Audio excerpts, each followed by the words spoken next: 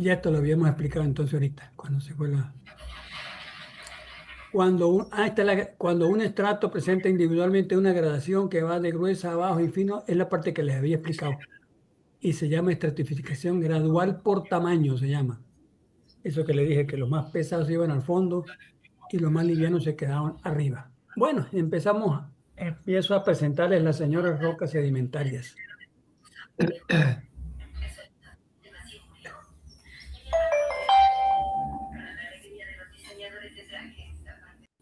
Estas son las capas o estratos, mire. Y dentro de las capas o estratos vemos que este espesor obedece a un periodo de sedimentación, aquí de descanso, aquí sedimentación nuevamente. Esas son, le van formando las capas o estratos. ¿Ok? Bien, puede suceder que una primera sedimentación sea de puro elemento fino, fino, entonces da lugar a rocas de rocas de textura fina. Pero después puede suceder que haya habido grandes aportes de, por ejemplo, es que tengo que explicar primero lo de los glaciares. Vamos a seguir con los ríos, que es lo que hasta ahora podemos comprender. Que llegó una segunda depositación, que hubo demasiada lluvia, y el río cargó muchos materiales gruesos. Entonces, el tipo de capa o estrato que se deposita va a dar lugar a un tipo de roca diferente. Entonces, cuando son alternancia de capas de un tipo que da lugar a un tipo de roca, alternando como esta, como otro tipo de roca, entonces se dice que hay interestratificación o alternancia de estratos. Interestratificación. Cuando hay interestratificación, le da diversidad de comportamiento. Por ejemplo, al talud como es este, porque cada tipo de roca evoluciona de manera diferente, tanto química como físicamente. Y entonces hay que tomar en cuenta eso a la hora de, por ejemplo, si el ingeniero va a decidir hacer un corte aquí, qué tipos de roca hay interestratificando, cómo se encuentran. Y las maneras como se encuentran tiene que ver con tres aspectos. Una, la inclinación de las capas, inclinación. O sea, están horizontales o inclinadas. Pueden estar hasta verticales o invertidas de tanta fuerza que se ejerció en tectónica de placa en un sitio dado en el planeta, pueden estar hasta invertidas. Y eso desde el punto de vista de la orientación de las capas. Otra, el fracturamiento que ellas presentan. Estas son fracturas. Otra, aquí la roca está más maciza, ¿verdad? Eso da estabilidad o inestabilidad. Y por otro lado, los tipos de rocas. Tipos de roca. Por ejemplo, esto, y se las presento ya, vayanla conociendo. Esta es una roca que vamos a ver en el terreno. No vamos a hablar, pues esto no es en Venezuela. Esto no es en Venezuela, pero las rocas sedimentarias hay en todo el planeta. Pero sí las vamos a ver aquí, estas. Y mucho, y tiene mucho que ver con la estabilidad de la carretera que va de los túneles hacia el Vigía. Arenisca se llama, arenisca. Arenisca, fíjese, la palabra arenisca quiere decir que se sedimentó de granos de arena, por eso se llama arenisca, alternando con posible lutita de colores oscuros, y la lutita, la vamos a ver dentro de este mismo tema más adelante, se sedimentó de materiales muy finos a nivel de las arcillas, a nivel de las arcillas. No se comporta igual en el terreno una arenisca que una lutita. ¿Ok? Vamos a ver eso más adelante y después en campo. Bien, estratos y planos de estratificación. Fíjense, estos estratos posiblemente son arenisca también. Arenisca. ¿Por qué digo yo arenisca? De las rocas más duras y resistentes de las sedimentarias para trabajar en ingeniería son las areniscas, se los dije en días pasados. Pero no todas las areniscas son confiables. Si las areniscas son silicias, trabaje con ellas con los ojos cerrados hasta en el vigía. Siempre le pongo el caso del Vigía porque ya les dije que es el tipo de clima donde hace más calor y más llueve, de los sitios donde más calor y más llueve al norte del río Orinoco en Venezuela. ¿verdad? El sur del lago de Maracaibo. Bien. Y las areniscas, si son de origen calcáreo y en un clima como el de Villa, no se les ocurre trabajar a no ser que sea una obra de ingeniería de poca envergadura, de poco tamaño, de poco peso, de pocos volúmenes, etcétera, ¿verdad? Entonces, la arenisca, siendo genéricamente la más confiable de las sedimentarias para trabajar en ingeniería, téngale cuidado porque también tiene sus bemoles, también tiene su lado flaco, ¿verdad? Y las que vean, sí, siempre blanquecinas, que se presentan todavía en las formas geométricas, presentan aristas, cruces quebrados, así como el que les estoy mostrando aquí, tiende a ser arenisca. Las que vean grisáceas alternando con ellas y de forma más bien laminar, se tiende a ver láminas. Le vamos a poner un poquito más grande para que vean. Fíjense que tiende a ser laminar, esta, tiende a ser lámina. Esa es la lutita. Esa es la lutita, señores. Esa es la lutita. Y aquí hay entonces interestratificación. Aquí, arenisca, estrato de arenisca. Plano de estratificación aquí, estrato de lutita, plano de estratificación, estrato de arenisca, estrato de lutita, arenisca, hasta aquí. Bueno, aquí creo que hay algo de lutita, sí, aquí llega. Pero esto que está arriba no es ni arenisca ni lotita, es material coluvial en la superficie del terreno, o sea, material que a lo largo de los años, por deslizamientos o por transporte de partículas individuales, se ha ido depositando allí y ha ido colocándose encima de los estratos.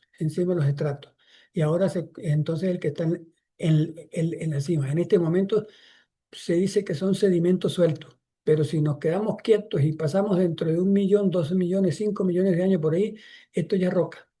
Y como se ven restos blocosos así, entonces ya diríamos que se habría formado una brecha porque tiene restos angulares y no redondeados. ¿Ok? Pero ahorita es sedimento, ahorita es sedimento. Entonces, en esto consiste. Y la orientación de las capas está casi horizontal, casi horizontal. ¿Ok? La horizontalidad es un factor positivo, un factor estabilizante de los taludes cuando el ingeniero los manda a construir. ¿Ok? Es un factor, no es el único factor a tomar en cuenta, pero sí es un factor. Pero como ya les dije, menos mal que se me había olvidado, pero antes me recordé al último momento. Fíjense en la diferencia de comportamiento entre la arenisca y la lutita. La arenisca se ve todavía dura, fuerte, maciza, se ve. Una que otra fracturita vertical aquí, ¿verdad? Pero tiende a tener buen comportamiento, mire, y resiste a la descomposición química. Por eso forma cornisas salientes como esta, como esta, como esta y como esta. Cornisas salientes porque han resistido, no se degradan. Mientras que la lutita que está debajo de ella, mire cómo está de alterada, meteorizada. Ella ha formado las entrantes en la base de las cornisas salientes de la arenisca. Entrante porque se meteorizó y se fue. Aquí entrante también. Esta forma microrrelieves salientes, esta forma microrrelieves entrantes. Eso, eso le da comportamiento a los taludes. Y por cierto, aquí tenemos casos de eso en la cartera que vamos a visitar hacia el Vigía, que hay interestratificación arenisca, lutita, y vemos en el terreno, en la realidad del terreno, en nuestra cercana Mérida, cómo evolucionan ellos ante una obra de ingeniería que construyó el ingeniero civil. Bueno, ¿qué son estos? Silvana, Silvana. Dígame, profesor. Ahorita me dice Silvana, me vio la cara de gafa a mí y la que me va a preguntar es a mí, ¿por qué no le pregunta a otro? ¿Verdad que está pensando eso? Mira esa Eh, imagen, mira bien esa imagen. Te voy a hacer una pregunta. Les vuelvo a repetir, si no saben contestar, no importa, están en el proceso de aprendizaje, pero quiero que piensen. Viendo esta imagen, ¿qué relación tiene con la tectónica de placas? Piénsalo. ¿Qué relación tiene lo que estás viendo allí y que el titular de esa imagen dice estratos plegados? Plegados es sinónimo de doblados, como esto, por ejemplo, o este. Eso significa estratos plegados. ¿Qué tiene que ver con la tectónica de placas? Con el permiso de ustedes.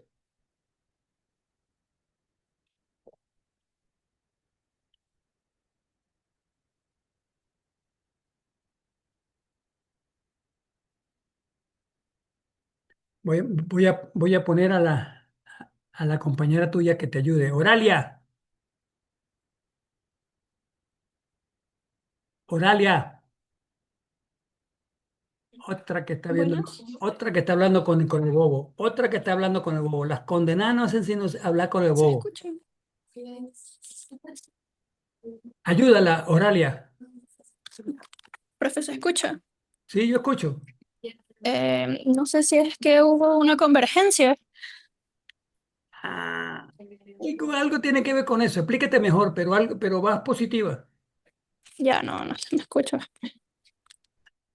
¿No me estás escuchando? Oralia.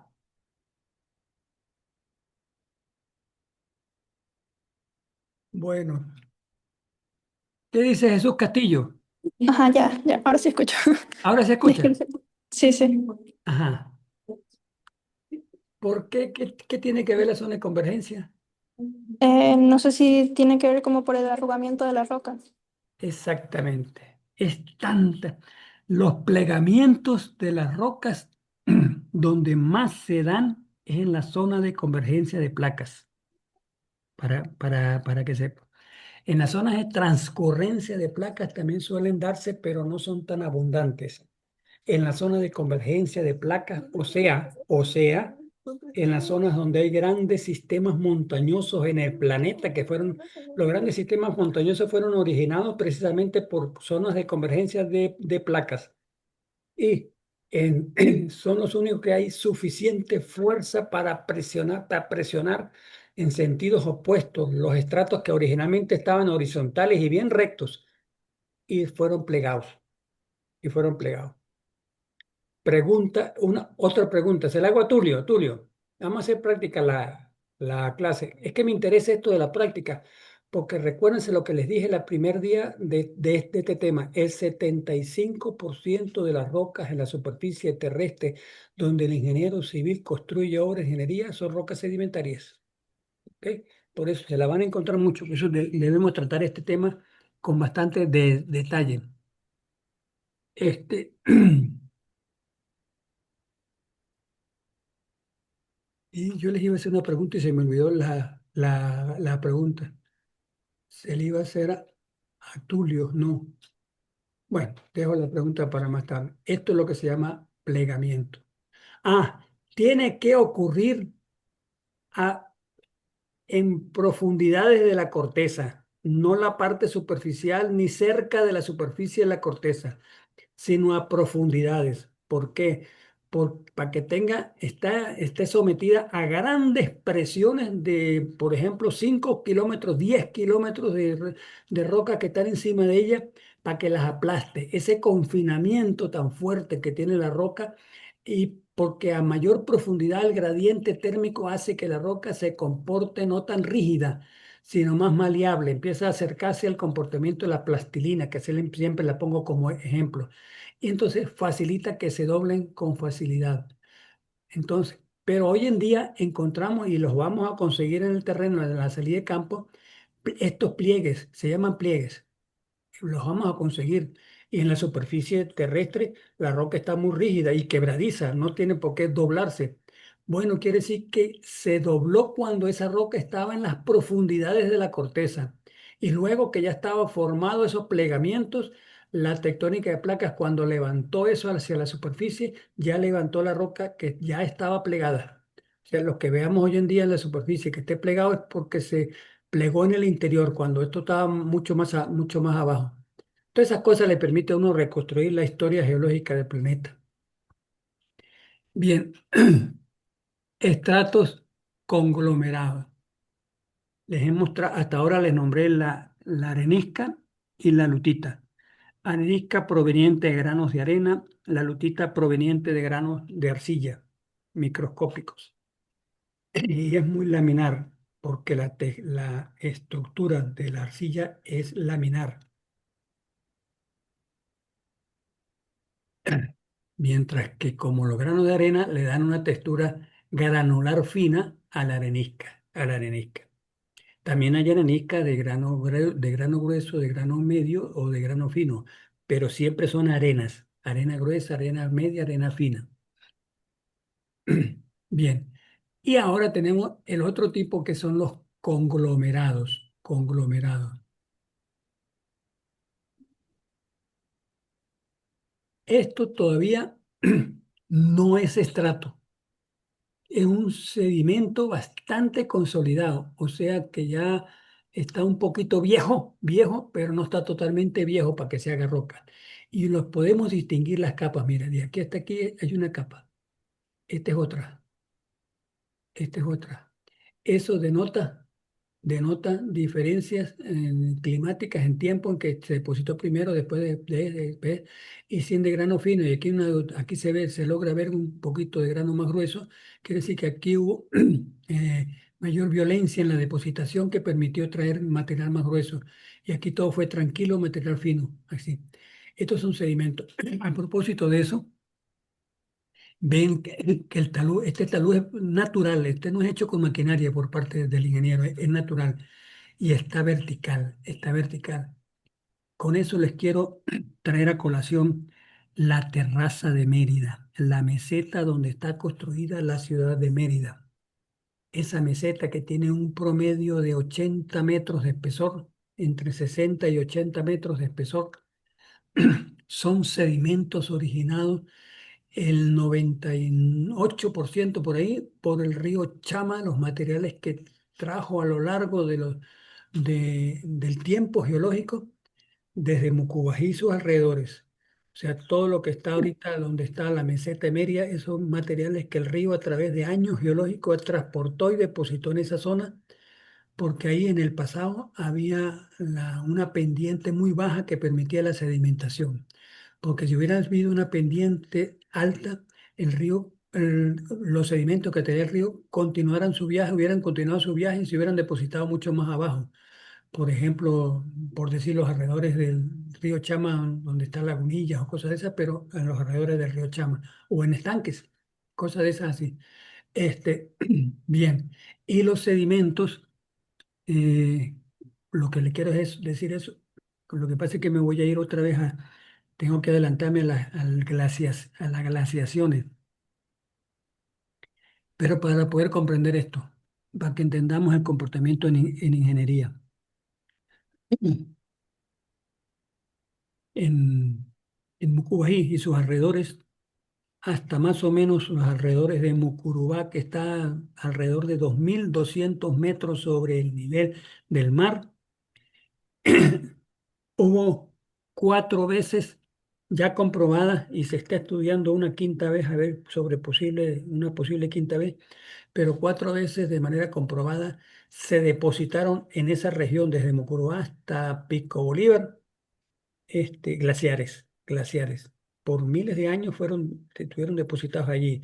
Tiempos de miles de años en que era depositado esos glaciares, todos esos espesores, y llegaron a depositarse hasta 60 metros de espesor de nieve y hielo basal, nieve. Perdón, que ando mal de la garganta hoy. Este, Y después venían tiempos en que se derretía lentamente esa nieve, muy lentamente se derretía también de miles de años. Después venía un nuevo periodo de que se volvían a instalar esos glaciares. Esos periodos de deshielo ocurrieron ya comprobadamente 4 veces, 4 veces. Y cada vez que había tiempos de deshielo, pues el río Chama, por decir algo, se alimentaba muchísima más cantidad de agua que las máximas crecidas de hoy en día. por decir algo, hasta 20 o más veces más cantidad de volúmenes de agua de lo máximo que ocurre hoy en día, que hoy en día causa desastres, como causó en junio del 2024, ahorita. Este, y eh, para nosotros causó bastante daño, pero con respecto a los daños del pasado, ahora son crecidas pendejas con relación a cómo viene el pasado. Menos mal no había seres humanos para esa fecha todavía. Entonces, agarraban tanta fuerza esas aguas del río Chama que arrancaban muchísimos materiales y por eso fue depositando la meseta de Mérida. La meseta de Mérida, la meseta de Mérida. Como le dije que habían 4 periodos glaciares alternando con 4 interglaciares que se derretían, entonces en esos momentos, en esos interglaciares es que se depositan los materiales de origen glaciar, que ya está, ya con eso estoy explicando las rocas sedimentarias de origen glaciar y eran depositadas, pero los sedimentos que depositaba el río Chama, como ya había dejado de ser nieve porque se había derretido, era agua. Por lo tanto, la terraza de Mérida no es de origen glaciar, sino de origen de río, de origen fluvial. Bien, y como fueron 4 periodos, el periodo más viejo, más antiguo de los que ocurrió, depositó materiales que como son más antiguamente depositados, están más consolidados y más consolidados y más fuertes, y son los que permiten que los cortes verticales hechos de manera natural por erosión posterior del mismo río se mantengan. Los taludes verticales en las terrazas fluviales merideñas, los vamos a ver en el terreno cuando vayamos a campo, son verticales. Y esa es una lección, es un indicativo para el ingeniero que cuando vaya a trabajar con una explanación que tenga que hacer, para lo que sea que vaya a hacer, instalar una torre de alta tensión, construir 4 casas rurales, por inventar algo de obras de ingeniería o hacer una carretera en este tipo de materiales puede perfectamente ya con maquinaria hacer cortes verticales porque no se le va a caer, no se le va a caer. ¿Ok? Tratándose de eso. Los depósitos más recientes de las últimas glaciaciones, por ejemplo, las 2 últimas glaciaciones, el material no está tan consolidado porque es mucho más joven. Ellos no mantienen, no más, fíjense esto, aquí mantienen la consistencia de la roca, la verticalidad. Miren lo más joven que se depositó encima, se ve más deteriorado porque no está tan cementada, el sedimento no está tan cementado y entonces no está tan consistente y empieza a bajarse con mucha frecuencia. Eso da motivo a que aquí podemos artificialmente hacer un diseño de talud y aquí otro diseño de talud distinto, con un ángulo de inclinación distinto o en lo posible, si llegara a ocurrir el caso, hacer escalonamientos escalonamientos con la maquinaria. Bien. ¿Alguien? Épale, ya se me fue.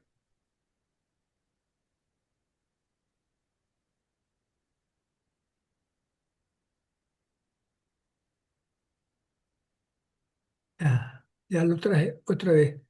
Alguien que me diga qué dice aquí debajo, pues yo no alcanzo a ver. ¿Qué dice aquí debajo? No hay lectura aquí. ¿Me escuchan? Columna, Eh, estratigráfica. ok, gracias. Columna estratigráfica. ¿Qué es eso? Está mostrando de manera vertical los sedimentos más antiguos, los primeros que se depositaron, que depositaron. Más joven, más joven, más joven, más joven. Y mientras más joven está menos consolidado, o sea, menos rocoso. Mientras más viejo se ha cementado más, pasado más tiempo para que el cemento los trabaje y haga del sedimento una roca fuerte. Y aquí todavía son sedimentos muy sueltos, muy sueltos. Una columna estratigráfica entonces le está indicando. Estas nomenclaturas son dibujos cartográficos que identifican a diferentes rocas, a diferentes rocas. Por ejemplo, esto puede identificar a una arenisca porque está demostrando granos. Esto puede mostrar una lutita porque las lutitas son de origen arcilloso que tienen la estructura de la arcilla es planar, y entonces por eso es que pone estas láminas así planares. Esto puede ser calcáreo, puede ser de caliza.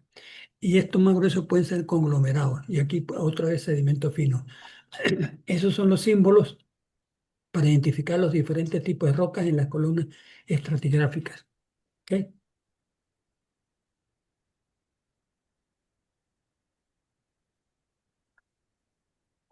Esto. Esto suele ocurrir mucho. Igual voy a explicar eso. Pues ya he explicado un poquito los ambientes marinos, ya lo expliqué. El ambiente fluvial, que les puse el ejemplo del río Chama también. Y ahora el glaciar se los acabo de explicar, que también falta algo del glaciar, pero vienen más adelante ejemplos. Este, y esto entra dentro de dos ambientes, ambiente marino y ambiente eólico. Y entro al eólico. Eólico significa viento, viento. Y ya les dije que tenemos dos sitios de sedimentos eólicos muy característicos en Venezuela. Uno es al sureste de Coro, y al norte de Coro también está, porque la autopista Coro Punto Fijo, la primera parte que va de sur a norte, se lo pasan las dunas eólicas, dunas, este, echándole mucha vaina a la carretera. Pero son uno de los dos sitios donde hay sedimentos eólicos, el sureste de Coro, que es zona turística, y en el estado Apure, cerca de la frontera con Colombia. Y nos llaman las dunas del Capanaparo, las dunas del Capanaparo. Esas dunas del Capanaparo son poco conocidas en Venezuela, no porque están muy lejos, sino porque no se le ha promocionado eso. A los apureños sí la conocen bien, pero hay mucha gente en el país que no ha. Cuando yo les hablo a veces de el Capanaparo y me preguntan dónde es eso. Bueno, eso de las dunas, que ya vamos a hablar más adelante de eso. Si ocurre un depósito que según estas rayas tiende a ser horizontal, porque había una superficie plana y llegó el viento y le depositó y transportaba materiales que transportaba el viento, que la mayoría de las veces son máximo a nivel de las arenas. Los vientos transportan arcillas, limos y arenas. Es muy raro en los dunas donde uno encuentre restos de gravas que ya son más gruesas que las arenas, ¿verdad? Entonces, siempre son eh, este, limos, arcillas y arena. Y aquí se depositaron de manera horizontal, ¿verdad? Bien, hasta por aquí, hasta por aquí. Pero aquí vino otra orientación de los vientos posteriormente. En tiempo posterior cambió la orientación los vientos y depositaron materiales en este sentido. Bien, ya no están horizontales, ya están inclinados. Aquí volvió a cambiar la orientación de los vientos y ya están inclinados.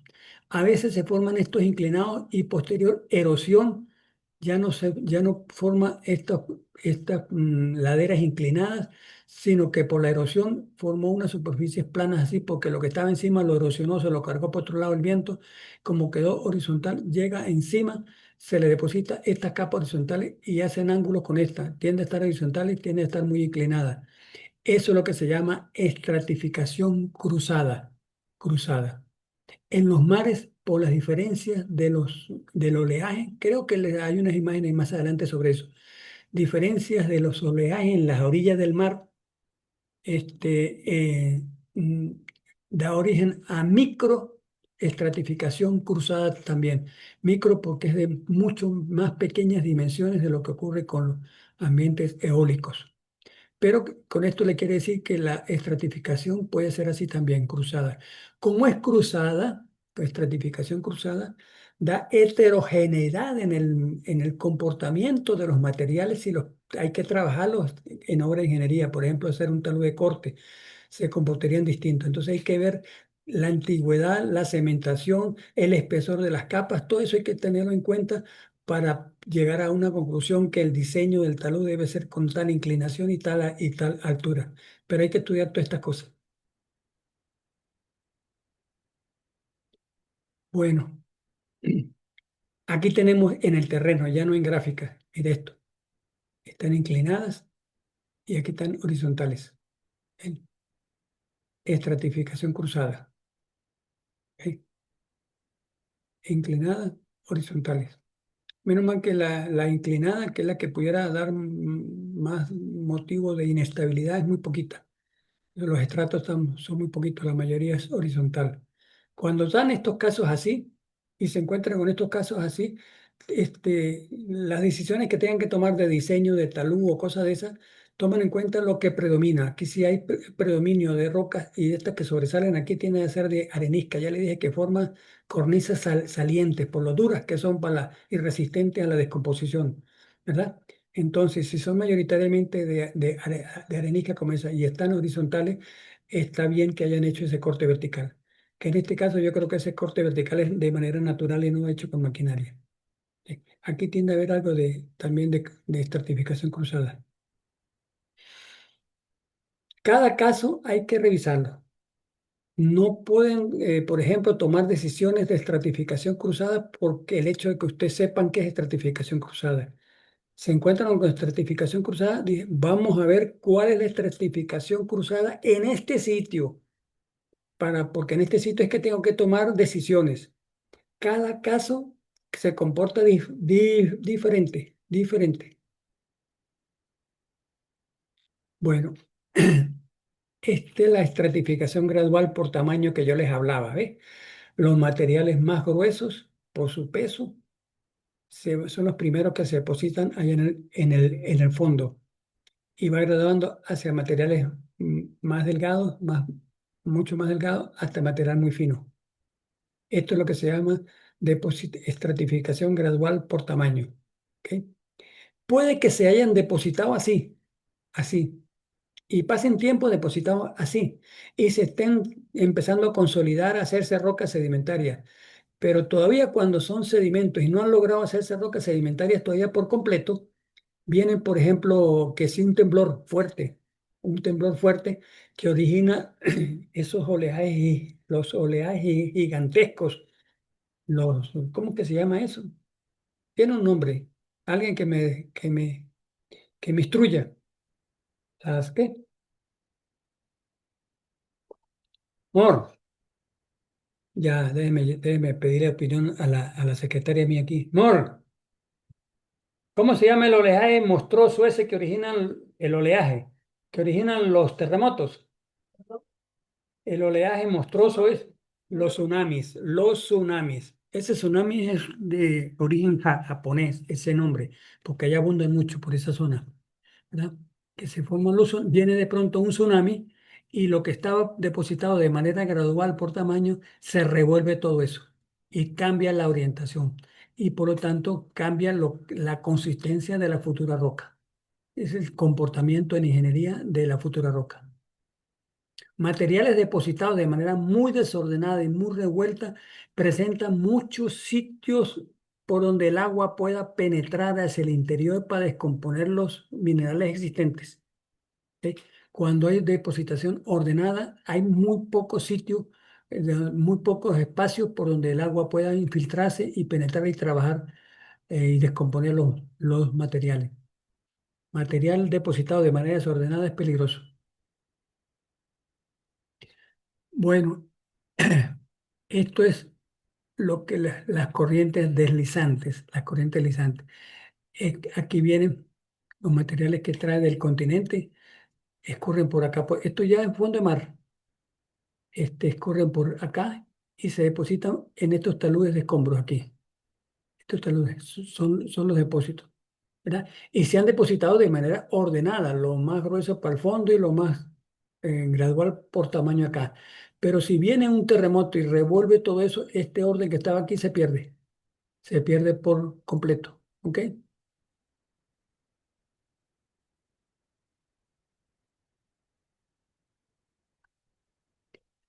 Litificación. Ya les expliqué un poquito esas cosas, pero ahora vamos a ver cómo es que se consolidan y se hacen rocas. En líneas generales son varios procesos que de manera genérica todos esos procesos se llaman litificación. Es el paso de dejar de ser sedimento y pasar a ser roca. Esos procesos donde deja de ser sedimento y pasa a ser roca es lo que se llaman procesos de litificación. Es el proceso por el cual los sedimentos no consolidados o sueltos, pues, se transforman en rocas sedimentarias. Los sedimentos normalmente son derivados de rocas preexistentes por proceso de meteorización. Luego son transportados y redepositados y finalmente sepultados y compactados por los sedimentos suprayacentes, o sea, las capas que se colocan encima. Suprayacente es colocarse encima de, esto es suprayacer. Subyacer es colocarse por debajo de. Se utilizan esos dos términos mucho en geología para que sepan a qué se refiere. Bueno, ¿cuáles son esos procesos de litificación? La mayoría de las rocas sedimentarias se litifican o se hacen roca mediante, y ya empezamos, compactación y cementación. Sin embargo, algunas forman inicialmente como masas sólidas de cristales entrecruzados, en lugar de comenzar con acumulaciones de partículas separadas que luego se vuelven sólidas. Vamos a ver eso. La diagénesis es una serie de procesos por los que una roca sedimentaria es formada a partir de sedimentos, tales como la compactación, recristalización o cementación. Ya estamos sumando más. Compactación, recristalización o cementación. Génesis significa orígenes, orígenes. Entonces, ¿cómo es que se originan las rocas? Mediante estos procesos. Ahorita vamos a explicar cada uno de ellos. El origen de la roca sedimentaria en definitiva, la diagénesis, el origen de la roca sedimentaria en definitiva, la diagénesis, la cual a su vez es consecuencia de presión y temperaturas bajas. Cuando digo presión y temperaturas bajas es porque las rocas sedimentarias, como dije de la primera clase de la roca sedimentaria, que se forman es en la superficie terrestre. No se forman en el interior de la corteza como las rocas plutónicas, ¿verdad? O no vienen del manto, no se forman en el manto, es en la superficie terrestre. Y si se forma una capa ahorita, por ejemplo, le voy a poner la terraza media que le dije que tenía 80 metros de espesor. Las capas basales, o sea, las primeras capas que se depositaron en la profundidad 70 metros, de 70 a 80 metros de profundidad. Después vinieron toda esa pila de capas que se le depositaron encima. Esas que se le depositaron encima ejercen presión sobre esa capa que primero se depositó y las están